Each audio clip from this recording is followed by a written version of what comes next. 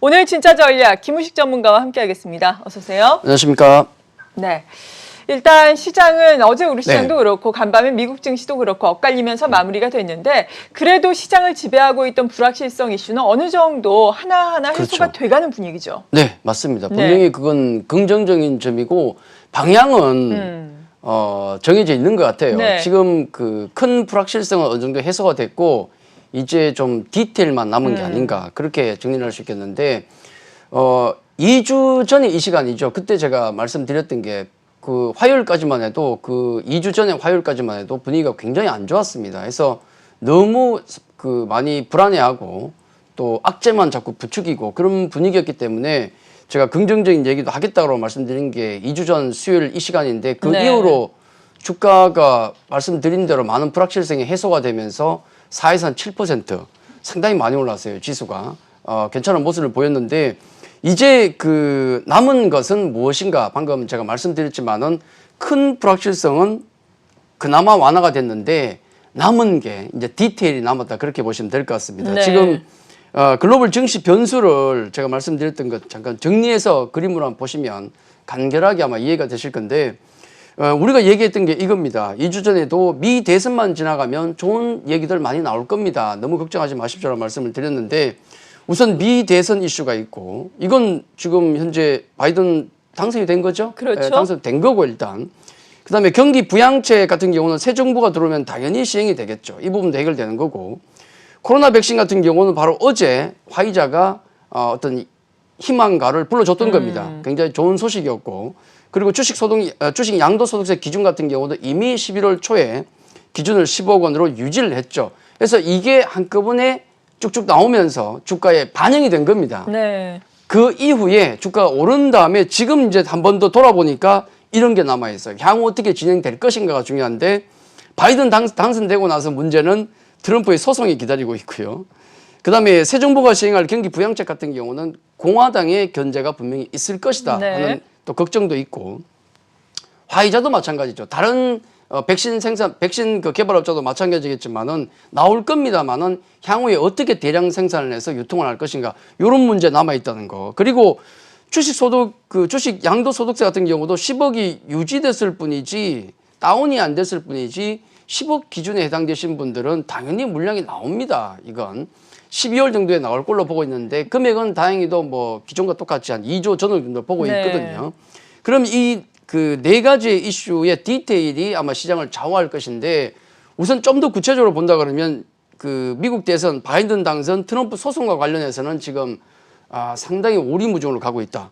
그렇죠. 어려워요. 지금 요 트럼프 불복 이슈인데 이제 임기가 얼마 남았습니까? 70일 남았나요? 네. 1월 20일이 또 취임식이니까. 그렇죠. 19일까지니까 얼마 안 남았거든요. 그 상황에서 국방장관을 경질시켜 버립니다. 그러니까요. 이건 다시 검을 쥐겠다는 거예요. 얼마 남지도 않았는데. 굉장히 지금 머리 아픈 상황이고 바이든 부통령까지도 지금 글을 올리는데 It ain't over till it's over이라고 얘기합니다. 뭐냐면 네. 끝날 때까지 끝난 거 아니야.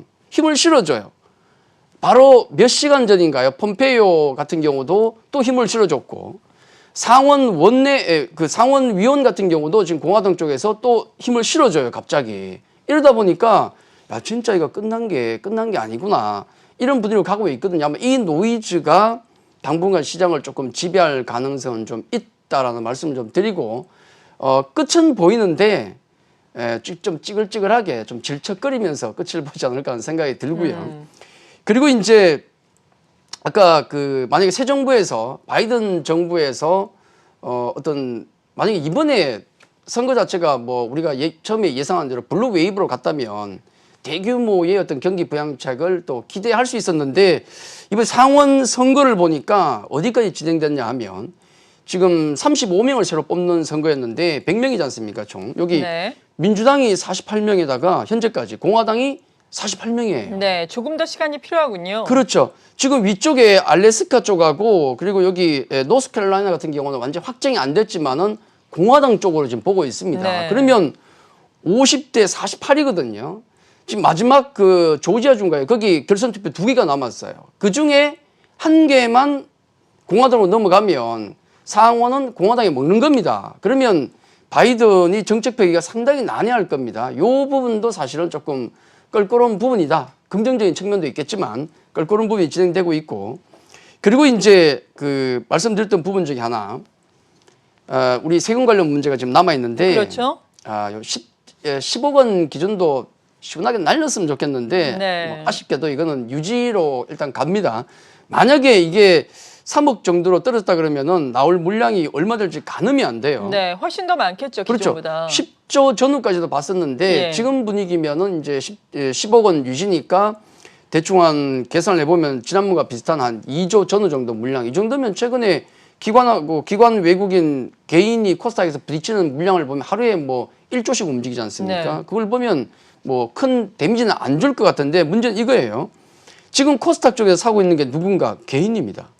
개인 온리예요. 그러니까 혼자 개인 투자자만 사고 있고 외국인은 중립, 딱 가운데 있고요. 기관은 계속 팔지 않습니까? 원래 내내 팔고 있는데 여기 11월 초 그리고 10월 말과 11월 초에 보시면 잠깐 매수가 들어와요. 이때가 바로 양도소득세 기준을 유예한다는 얘기가 막 한참 나올 때였습니다. 그때 잠깐 멈추다가 기관은 나오고 나서 다시 매도를 좀 진행하고 있거든요. 이걸 막을 세력이 지금 없다는 거예요. 문제는. 그렇죠. 그리고 아마 기관은 계절적으로 봤을 때 제가 지난번에 말씀드렸지만은 기관은 보통 매수를 안 해요. 이 구간은. 네. 12월 정도 넘어가서 개인 투자자들이 좀 매도를 할 때 그때 받아주겠다 이 생각인 것 같거든요. 그래서 이 세금 문제 같은 경우도 일단 해결이 좀 안 된 문제고, 만약에 시장이 12월 들어서 뭐 불확실성이 불거진다 그러면은 또 크게 악재로 부각될 수도 있다는 점은 좀 염두를 두시고 넘어가야 되지 않을까. 그래서 이제 정리를 하자면 지금 상황은 큰 불확실성은 이제 제거가 됐다. 오케이. 근데 문제는 주가에 반영이 돼버렸죠. 네. 그래서 나머지 부분들은 큰 그림 속에서 그 틀을 채워나가는 과정, 이 디테일 과정이 진행되는데 아마 그 과정을 통해서는 지수 같은 경우는 조금 쉬어가는 흐름이 나오지 않을까. 그 정도까지 정리를 좀 해드리겠습니다. 네, 코스닥 시장에서 개인들만의 순매수가 이어지고 있다라고 말씀해 주셨는데 어제도 코스닥 시장이 1% 하락하는데 개인들의 순매수가 코스닥 시장에서 3,800억 원이나 나왔어요. 코스닥 시장의 규모를 감안하면 정말 어마어마한 규모입니다. 그렇죠. 지난 금요일장에도 그렇죠. 코스닥 시장 조금만 하락하니까 6,400억 원이나 개인들이 순매수를 했거든요. 어마어마했죠. 빠지면 계속해서 사는 거예요. 문제는 어떤 종목을 사느냐 이 부분일 텐데 그렇죠. 일단 지난주에 제시해 주신 네. 종목 SK케미칼을 비롯해서 많은 종목들이 흐름이 참 좋았습니다. 좋았습니다. 이 종목들 다시 한번 비교 분석을 해볼까요? 이제는 또 이 컨택트로 가는 시대잖아요. 그렇게 봐야 될 것 같아요. 예. 시장이 변하면 어쩔 수 없습니다. 내 몸을 바꾸는 수밖에 없어요. 그렇죠. 그걸 뭐 우리가 저항할 수는 없는 문제고 네. 분명히 바뀌고 있다는 말씀을 드리는데 그 과정을 제가 그 지난주 종목들이 상당히 좋았어요. 제가 좋은 종목은 다 보여드렸는데 여기 지난주 관심 종목 보시면 아마 전망까지도 보일 겁니다. 뭐냐면 이게 제가 분류를 해서 단기 낙폭 과대주로서 KH바텍, KMW, 빅히트까지 올려드렸고 백신 생산 관련해서 SK케미칼, 그다음 경기 민감에다가 컨택트주까지 보여드렸는데 요 과정이 일단 시장은 많이 빠졌기 때문에 KH바텍, KMW 같은 단기 낙폭 과대주는 올라올 것이고 지금 조선주도 올라오잖아요. 그렇죠. 그것도 조금 관심 있게 보셔도 좋을 것 같은데 빅히트도 역시 마찬가지로 굉장히 낙폭 과대였어요. 이게 한 주 만에 10% 가까이 올라왔거든요. 네. 근데 이제 이번 주에 빅히트를 보시면은 이번 주 말 정도인가요?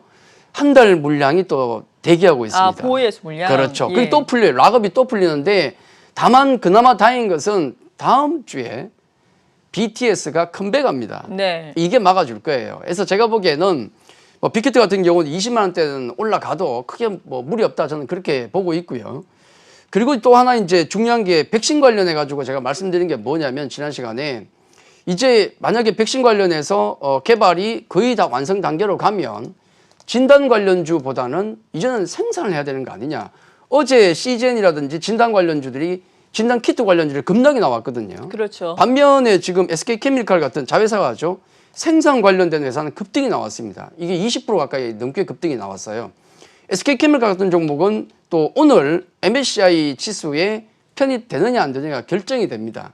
이 결정 여부를 떠나서 지금 트렌드로 봤을 때는 충분히 주가 상승의 가능성이 있고 만약에 MSCI 지수에 편입이 된다면 인덱스 펀드들은 11월 30일 날 일제히 들어올 겁니다. 수급이. 하루 만에 다 들어올 거예요. 그래서 캐피칼 같은 경우는 좀 분할 대응 많이 올랐기 때문에 네. 조금 차익 실현하셔도 되고 나머지는 시장 분위기 보고 가져가셔도 된다는 말씀을 좀 드리고 그리고 경기 민감색 들어서 포스코라든지 롯데케미칼, LG화학도 한 주간 굉장히 좋았거든요. 네. 근데 다만 이제 한 가지 좀 경계해야 될 점은 지수가 조금 쉬어갈 수 있는 자리에 왔기 때문에 어떤 마디 정도까지 땡긴 종목들은 따라 붙지는 말자는 말씀을 좀 드리고 중기적으로는 제가 지난 시간에 말씀드린 가장 포커스를 뒀던 게 컨택주입니다. 조금 제가 심하게 말씀을 드렸거든요. 표현을 어떻게 썼냐 하면 쓰레기 같은 종목이라고 말씀드렸죠. 네. 네. 펀더멘털은 아닌데 주가 자체가 쓰레기같이 내려앉아 있는 종목들에 관심을 이제 가져야 되고 이 종목들이 내년 상반기까지 지난번 카카오가 움직였던 그런 트렌드로 움직일 수도 있다는 말씀을 드립니다. 그렇다면 상당한 그렇죠. 급등을 예상하시는 건데요. 그렇죠. 근데 문제는 요 종목들 하나투어, SM, 대한항공, 파라다이스, CGCB가 어제 급등했죠. 장중에 폭등을 했지 않습니까? 그 과정 속에서 차익 매물로 밀리는 모습도 있었지만은 기관들은 이 종목들을 모두 매수를 했어요. 네. 보는 관점이 바뀌었다는 겁니다. 그리고 이제 매물이 이렇게 나오는 것은 어쩔 수 없습니다. 이건 왜냐하면 이게 이런 매물이 나올 수밖에 없던 상황을 설명드린다 그러면은 학습 효과거든요. 유럽 증시를 보니까 그 전날 뭐 6%, 7% 폭등을 했지 않습니까? 근데 미국 시장 넘어오니까 그때는 정신을 좀 차렸거든요. 뭐가 오를 것인가에 대해서 고민을 하다가 컨택 그다음에 언택 이렇게 나눠서 움직였는데 그렇죠. 우리 시장을 와버리니까 더 나빠졌어요, 사실. 네. 이미 패턴을 봤기 때문에 그럼 컨택이 급등이 나올 거니까 먹고 튀자. 요 매물이 맞아요. 나왔거든요. 사실 음봉 나온 종목들이 많았어요. 아쉬웠죠. 컨택 내에서도. 예, 그게 좀 아쉬웠다 말씀드릴 수 있는데 이건 어쩔 수 없습니다. 1년에 가까운 흐름, 안 좋은 흐름 속에서 쌓인 그 매물이, 썩은 매물이 얼마나 많겠습니까? 네. 그걸 소화해야 갈 수가 있거든요. 그렇기 때문에 이 컨택주들, 음봉은 나왔지만은 기관 매수가 들어왔다는 점, 그리고 내년까지의 흐름을 놓고 본다 그러면은 여전히 긍정적으로 중장기로 보셔도 되고, 이제 컨택이냐, 언택이냐, 그 종목들을 매매하는 방법은 이제까지는 진짜 언택트 관련주가 한 6, 7개월 가까이 올라왔거든요. 그렇죠. 그러니까 패턴이 컨택주가 안 움직인 건 아닙니다. 언택트 관련주가 한 3번 움직이고 컨택 관련주가 한 번 움직였다면은 이제는 패턴이 바뀌어서 컨택트 관련주가 예를 들어 3번 움직이고 나머지 한 번 정도는 언택주가 움직인다. 요 패턴으로 좀 바뀌었다 생각하고 대응을 네. 하시면 좋을 것 같고요. 그리고 이제 좀 더 중요한 건 이제 큰 이슈들이 다 반영이 됐기 때문에 이제는 좀 차분하게 우리가 집중해야 될 게 뭐냐면 실적 쪽이에요. 이제는 모멘텀보다도 실적이 중요한데 관련해서 제가 그 NC소프트 관련된 이슈를 하나 네. 추가를 하려고 합니다. 실적은 좋지만 언택트와 관련해서 어제 5% 그렇죠. 하락했잖아요. 그러니까요. 예. 그걸 제가 좀 짚어드리겠는데 지금 NC 전체의 흐름을 놓고 보시면 이런 흐름입니다. 지금 그 뭐 NC소프트 그러면 거의 제가 귀신 아닙니까? 네. 아실 겁니다. NC 제가 100만 원 간다는 얘기는 여러 번 예전부터 말씀드렸는데 100만 원 갔잖아요. 예. 3천원 부족했나요? 99만 7천 원입니다. 100만 원이죠. 네. 갔다가 지금 조정이거든요. 완만한 조정을 받고 그 이후에 지금 추세선이 지금 돌아 나오는 입구에서 딱 맞은 거예요. 5%짜리를. 어제 왜 빠졌는가를 살펴보면 얘는 코로나 수혜주 아니냐. 그렇죠. 언택트주 아니냐라고 얘기한 겁니다. 근데 팩트를 까보면은 얘는 언택트주가 아니에요. 왜냐하면 이게 디테일의 차이인데 제가 미세한 걸 하나 보여드리겠습니다. 가장 여러분이 생각하는 코로나 수혜주가 뭡니까? 넷플릭스죠. 넷플릭스 이거는 가입자가 급증했죠. 예, 누구도 부인할 수 없는 넷플릭스는 가입자 증가했기 때문에 누구도 부인할 수 없는 언택트 관련주의자 또 코로나 수혜주입니다. 네. 이 빨간 박스를 보시면 이게 뭐냐면 딱 코로나가 가장 창궐하던 때 올해 초부터 해서 그 사이에 넷플릭스 가입자 증감 폭을 보는 겁니다. 증감 폭을 보시면 급증하거든요. 당연한 거죠. 외부에 나가서 활동을 못 하다 보니까 대부분들이 댁에 계시면서 많이 보는 거면 이번에 아마 넷플릭스 가입하신 분들 엄청나게 많을 겁니다. 맞아요. 이건- 집에서 뭐 딱히 할 일이. 그렇죠. 넷플릭스뿐만 아니라 각종 OTT 관련 기업들 그런 회사에 가입한 분들이 굉장히 많이 늘었어요. 그렇죠. 그래서 실적도 늘었고 그러다 보니까 전날 넷플릭스가 물론 간밤에는 2% 반등이 나왔는데 그 전날 막 7, 8% 폭락이 나왔잖아요. 그게 이제 반영이 됐기 때문이다라는 것인데 그러면 딱 우리가 비교를 해봐서 팩트를 보자는 거죠. 이 아까 본 그림 보시면은 네. 넷플릭스가 이렇게 가입자가 증가하는 이 구간에 확대해서 NC소프트의 매출이 얼마나 늘어날 보자는 겁니다. NC는 지금 매출을 내고 있는 게 모바일 게임 구글에서 1위와 2위를 차지하고 있는 리니지 M과 2M이 다라고 볼 수 있어요. 얘들 합산 매출을 보시면은 올해 들어서 합산 매출이 코로나 때문에 는 게 있습니까? 뭐 그닥 뭐 비슷비슷하네요, 계속. 없어요. 꾸준하네요. 예, 행사할 때마다 번쩍번쩍 올라가는 건 똑같고 한 달에 한 번씩 보시면은 플랫입니다. 플랫 안 올라가요. 예, 매출액 자체가 고정이 돼 있지 이 코로나 때문에 올라간 게 없다는 거예요. 그러면 엄밀하게 보면 그러면 이거는 언택트주가 아닙니다, 사실은. 네. 물론 이제 지난번 그 컨퍼런스 콜에서도 그런 적이 있었지만은 약간은 영향을 받는다 그랬지만은 거의 영향이 없다 보시면 돼요. 제가 왜 이 종목을 가지고 나왔냐면은 다음 주 16일 월요일이 NC소프트의 실적 발표일입니다. 네. 굉장히 중요해요. 왜냐하면 우리 바이오주 얘기할 때 보면은 가장 중요한 게 신약이 중요하고 또 엔터주는 신인 그룹이 중요하고 게임주는 신작이 중요한데 이번 주부터 해서 행사가 나오는 게 여러 개가 있고요. 지금 엔터 쪽과 금융 쪽도 진출했는데 관련 소식들이 이번 주에 나올 것이고 특히나 차기작과 차차기작이 올해 말과 내년 초에 대기하고 있는데 이게 언제 일정이 픽스되냐면 바로 다음 주 실적 발표할 때 16일 컨퍼런스 콜에서 나온다는 거죠. 보통 그때쯤에서 주가가 움직이거든요. 그러면 어제같이 팩트와 다르게 어이없게 빠진 경우는 큰 기회가 되는 겁니다. 강력한 실적 모멘텀을 앞두고 있는 종목이 엉뚱한 이슈로 급락이 나왔다. 좋은 기회거든요. 이런 디테일을 살펴본다 그러면은 실적 관련주가 어이없이 급락이 나올 때는 좋은 기회가 되기 때문에 오늘은 앞서 말씀드렸던 컨택주는 여전히 관심 있게 보시되 네. NC와 같은 이런 모멘텀 있는 실적주에도 더 관심을 가지는 것도 좋지 않을까.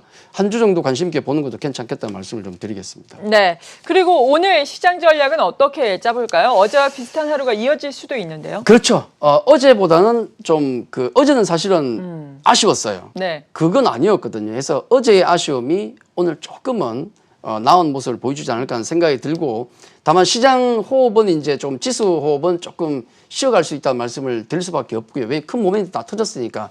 대신에 우리가 봐야 될 것은 아까 말씀드렸던 컨택트주에 대해서 중기 투자 여전히 유효하다는 말씀을 드리고 마지막으로 아까 NC를 말씀드렸지만은 실적 우량주의 이제는 그 기업 본연의 어떤 모습에 우리가 집중하는 게 지금은 연말장을 대비하기 위해서는 가장 좋다. 그렇게 정리를 해드리겠습니다. 네, 그렇군요. 지금까지 진짜 전략 김우식 전문가로부터 도움 말씀 들어봤습니다. 감사합니다.